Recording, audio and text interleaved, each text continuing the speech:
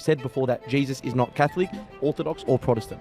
And we just want to get a bit more of an understanding of what you mean by that, so that way our viewers can understand what that means and to have that unity as one. My sort of intention behind that is I pray that the church unites under Christ.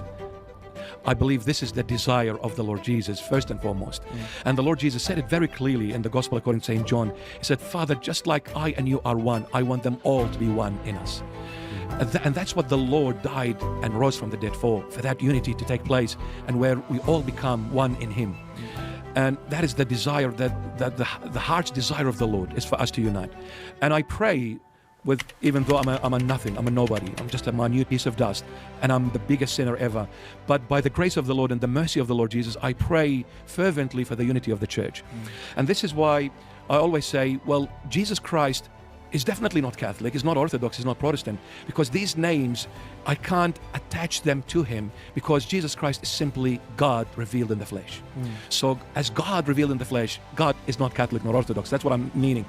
We need to go back to this God and really go back to Him with genuine love and genuine humility, asking Him to guide us, to lead us to the truth, for He is the truth. Look, in a way, as St. Paul puts it so beautifully in his epistle to the Ephesians chapter 5, that the church is the body and Christ is the head. And since Christ is the head, so Christ is the truth. And he said it in John 14:6, I am the way, the truth, and the life. So who said I am the truth? The head. According to Ephesians 5, Christ is the head of to this body, which is the church. So the head is the truth. What does the church do as the body? It takes, by the grace of this head who is Christ, by that grace, it takes slowly from that head the truth, and dissolve it, absolve it, and receive that truth in order to learn what this truth is all about. The body is not the truth. It is the head that is the truth. And the body, by the grace of this head Christ, we are being, transmitted gradually, as much as we can absorb, as much as we can take. Because don't forget, this truth is God, the infinite God, and we are finite no matter what. So by His grace, we receive slowly, by the power of the Holy Spirit, to understand who this truth is. But it will take eternities, everlasting life, never-ending life, to learn about this truth, which is the never-ending revelation. So no matter how much the church holds of the truth, it can never hold the fullness of the truth, because the moment I hold the fullness, we become God, not Him.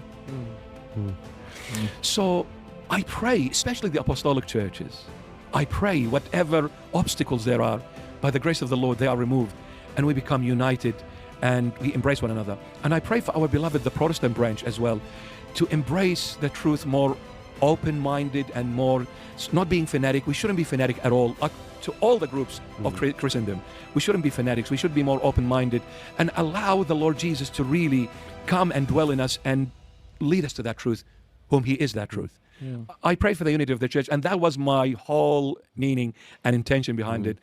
It really hurts me to see all the church being divided, and each one says, I hold the truth and you don't hold the truth. My way is the right way and your way is not.